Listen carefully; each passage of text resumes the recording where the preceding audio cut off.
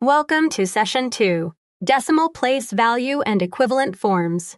Decimals extend the place value system to quantities smaller than 1.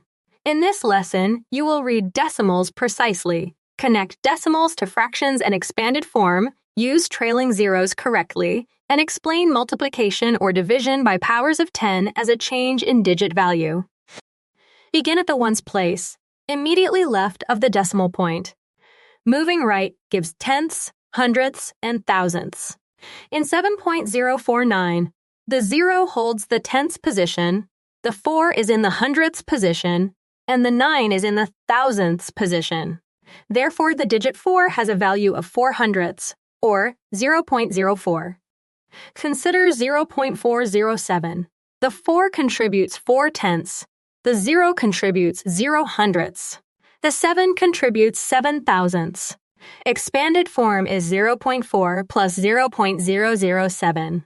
Fraction form is 4 tenths plus 7 thousandths. We may omit the 0 value addend, but the internal 0 remains essential because it keeps 7 in the thousandths place. To write 6.25 as a fraction, name its final place. The decimal ends in the hundredths place, so write 625 over 100. Divide numerator and denominator by 25 to obtain 25 fourths. 25 fourths is 6 1/4. Each form names exactly the same point on the number line.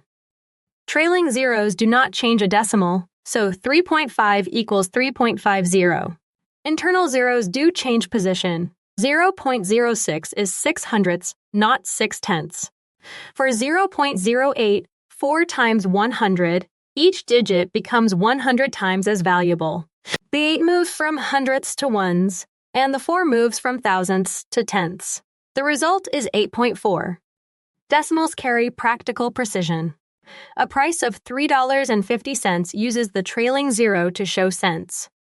A length of 12.06 millimeters places the 6 in hundredths. A volume of 0.42 liters becomes 420 milliliters because 1 liter equals 1,000 milliliters. Units confirm both the operation and the expected scale. Checkpoint. In 7.049, what is the value of the digit 4? The answer is 4 hundredths, or 0.04. It is 2 positions to the right of the decimal point. Do not let the 0 before it disappear.